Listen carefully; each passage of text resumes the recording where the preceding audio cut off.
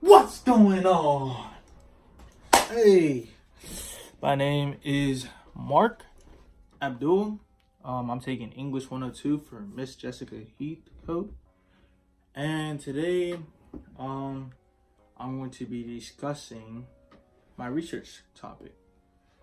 And my research question is, how have dating apps and social media damaged real life dating culture? So let me first start off by saying that this topic was very interesting to me because of a project that we did earlier in the school semester, homework assignment number 2. I think we had to read or watch a film and analyze it in a way, and it was relating towards technology. That's where really my motivation came from, because I did my assignment on the movie Her, and in the movie there was a man named Theodore. He divorced his wife and he developed an OS, or an operating system, that you could have a relationship with, and ended up falling in love with the operating system. And also, he didn't feel like he needed to interact with actual people. He relied on the operating system, and eventually the operating system broke his heart, and then the operating systems ended, and he actually had to go out and develop a real relationship with someone he'd been close to for a very long time, but he couldn't really see directly because of his relationship with the operating system. That is what motivated me to make this project, because I wanted to see, is that true? Have dating apps really hurt real life dating culture? And in my opinion, it has. I used multiple sources and I did research to see if my opinion was true, because there's people who don't have that opinion. We'll move over to the next section.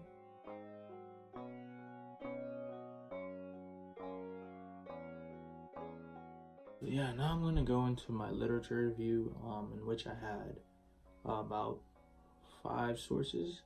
The first one I'm going to be going over is The Ugly Truth About Online Dating by Ryan Anderson. And in this article, he goes over a few major points about online dating. Some examples would be, people do lie about their dating profiles through online websites. There's like a lot of scam websites out there, and that it really makes people picky. People will look at the looks rather than, personality. Those are some major issues that it touches on. Like, by the title, The Ugly Truth About Online Dating, you can tell that Anderson doesn't really support the online dating thing. And the next article I'll be going over is The Tinder Effect, Psychology of Dating in the Technosexual Era by Thomas Chamorro Presumic. In this article, he goes in detail about the app Tinder, who really supports the idea that Tinder is revolutionary. It's a big app to push the virtual dating world and eliminate the need for real life interaction with dating. And the next article is called Updating Ratings of Perceived Dating Success Are Better Than Online Than Offline, by Chris Fullwood. And this article talks about the advantages and disadvantages of online and offline dating. Chris tells us that self-esteem and attractiveness can determine how successful people are online and offline. Like, people, for example, people with low self-esteem have a higher advantage when it comes to online dating, because they put more effort into themselves, making themselves look nice, as well as beef up their personality, things like that. It really goes into the advantages and the disadvantages. It's a very interesting article that really helped my research. So the next article is called Online Dating, a critical analysis from the perspective of psychological science. So this article is really dynamic, because for the most part, I've been dealing with numbers and percentages from most of my recent sources that I mentioned, but this one talks about the psychological aspect and the scientific aspect, and how the benefits of conventional dating benefit us better psychologically and scientifically. That's the side that it supports, is conventional dating, but it does mention the advantages of online dating psychologically and scientifically, which is really good for my research. The next and final article, or my final source that I use, is putting the data into dating.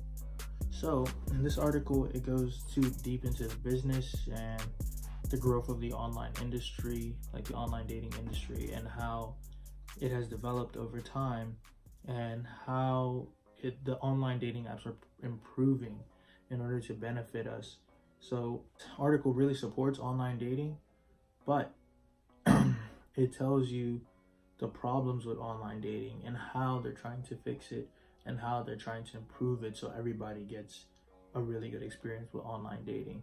This article had a really huge impact, not only on my opinion, but even yours.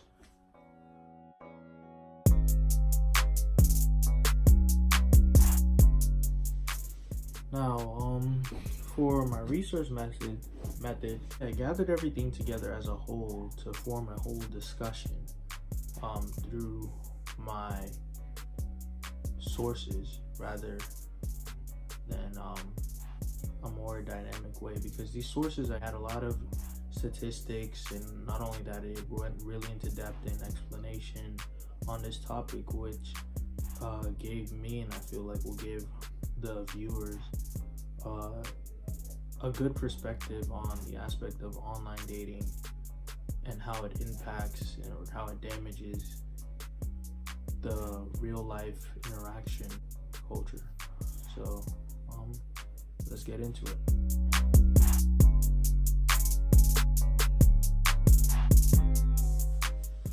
Now, start off the discussion. Online dating has its roots. Matchmakers and things of that nature have been around for years and maybe even centuries. Even in the Bible, back during that time, rabbis, priests, clergy, and even elderly women would put people together so that they can start a life. So yeah, it's been around for a while. And this old way of matchmaking then led on to personal advertisements, where people would put themselves out there to get noticed. And from there, then we had the technology boom, where we have phones, we have computers, we have the internet, and online dating is a real thing, is a really big market in today's society, and it's really impacting our culture one way to another. Now, there are advantages to online dating. For example, online dating allows you to have access to multiple people from multiple areas and have multiple discussions simultaneously, and that is a really good advantage to have. That way you're not limited in people that you're not limited by your area to find your potential match. So that is a major advantage that people have. Also, there is one other major advantage is it saves people a lot of time. You can schedule dates, yes, but people nowadays have a busy work schedule. People are going to school and they have less time to mingle and go out and find people. So that is another major advantage of online dating. It saves people time.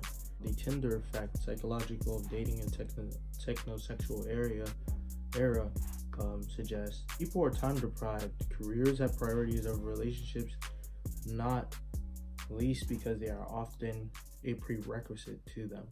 I, in a way, kind of agree with that, because careers are priority of relationships. Nowadays, people want to go to school and get a job first before they get into a relationship or start any family. So, and the fun of dating isn't really there for those who really go really hard in school. I mean, of course you have parties that you go to, but you have to go out.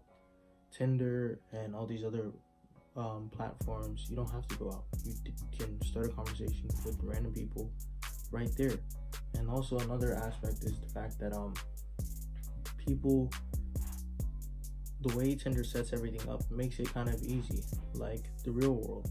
In the real world, we look at looks first. That's a fact. Once again, according to the Tinder Effect article, they state this.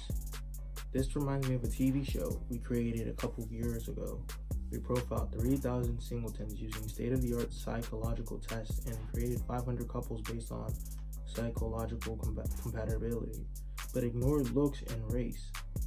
When the couples finally met, even though they trusted the signs of the matching process, they were 90% focused on looks and only decided to date a second time if they were deemed equally attractive or worthy of each other's looks. So, that states out really ugly truth. But really, people don't look at personality first. They look at looks first. And on Tinder, on these apps, you can look at the person first. And before you get into it, am I attracted to them? Yes, you might have interest in this, but like I said, 90% of people focus on looks first, and that determines the second date. Yes, you can find attractive people in your area, but what if there's not a lot of attractive people at the bar or wherever you go? Are you gonna even be motivated to go talk to them? So looks are a very motivational thing for people to go up and date other people. So, and that's what these apps give you. Picture, you swipe, and swipe through 100 pictures of people in 1 minute. So yeah, that's another major advantage that these online dating websites have given us, and that's why the industry is growing. Online dating apps do understand that they're lesser attractive people have a harder time, I guess, finding a date that they would like. So Yu Wang, I found this story and the article putting the data into dating, sexual selection. So he addresses the issue of looks, and it's kind of like a men and women thing, actually. Men on Tantan, Mr. Wang says, tend to like about 60% of female profiles they see. Women just like 6% of the male ones. The least attractive woman receives similar levels of attention to the most attractive men. Women not seen as desirable, that can work. But for the least desirable men, nothing works. I don't expect that final percent to be that easy to help. Tantan is using data on its users, their photos, text of their profiles, and biographical details, as well as every swipe, like, and text message, to train an algorithm which will act more as a more active matchmaker, one that connects not just people who fancy each other, but people who like to have good conversations. So the producers are aware of the issues. They know what's going on. Another major advantage is you can choose between a group of people that you want to associate with. There are services out there for people who want to date Trump supporters. You can also find people of common ethnic groups. I think everybody knows Christian Mingle. For Christians, there's some websites for Jewish people want to date people from the same sex, and then people who just really want to hook up. So yeah, there is a lot to choose from. You can choose between people who you wouldn't associate yourself with naturally and people who you would associate yourself with naturally. Those are the major advantages. So now we're gonna go into the disadvantages. Since we're talking about the disadvantages, we can start off with a few statistics. Statistics suggest that about 1 in 5 relationships begin online nowadays. A study of 1,000 online daters in the US and UK conducted by Global Research Opinion Matters found some very interesting statistics. A total of 53% of US participants admitted to having lied in their dating profile. Women apparently more than men, with the most common dishonesties being about looks. Now we know looks is a major thing in the online dating world, And and yeah, people lie about their looks. People, you have control over what your picture is going to look like. Usually advertise or enhance their pictures or edit them so that they have the best picture out there possible, so they can get someone to swipe up. And this really takes the focus off of finding the right person. I guess being so focused on looks, it kind of hurts us mentally to not be open into someone just because of what they look like. And it can really influence people to be very discriminatory and really miss people who are right in front of them. People lie on the profiles, and we all know, like, relationship built on lies doesn't really end well. If you go to a date thinking someone's gonna look like this and then they look like, whoa, like that, it can throw you off and make you just want to quit the date, which is a waste of time, which could also be a waste of money if you have dinner with this person and, like, in your mind, this person already, like, lied about their looks. I'm not down with that. There's people who are cool with it. And the most common lies was about financial situation. Now, we all know there are people who don't care about your financial situation, and there are people who do, and lying about your job or where you work is not a really good play to make if you're trying to find a date. 40% of men indicated that they did this, but the tactic was also employed by nearly a third of women. So men and women are doing it, but it's almost half of the people online are lying to you. How many people feel comfortable with that? Now, the success rate, which is the part that confused me, because there are statistics that more people are happier, and a lot of more people enjoy their marriage who find each other online.